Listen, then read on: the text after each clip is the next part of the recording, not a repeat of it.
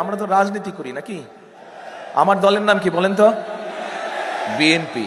তো এখন আমার দলের নাম বিএনপি। আজকে এই যে নির্বাচনী জনসভা, এই জনসভায় এসেছি আমাদের পরিকল্পনাগুলো আপনাদের কাছে তুলে ধরবো।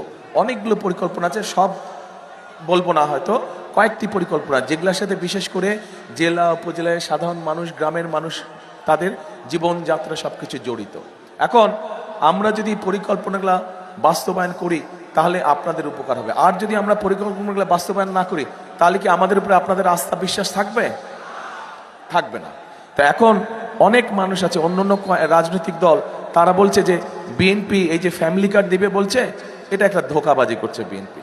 আচ্ছা ভাই, আমাদের কন্ত আপনি, এই যে আমার প্রার্থীরা আছে, সরকার যখন ফ্যামিলি কার্ড দেওয়া শুরু করবে, আস্তে আস্তে আস্তে ফ্যামিলি কার্ড দেওয়া শুরু করবে, আমরা প্রথমে গ্রাম থেকে শুরু করব। গ্রামের যারা খেটে খাওয়া মানুষ আছে তাদের পরিবারকে আমরা এটা দেবো।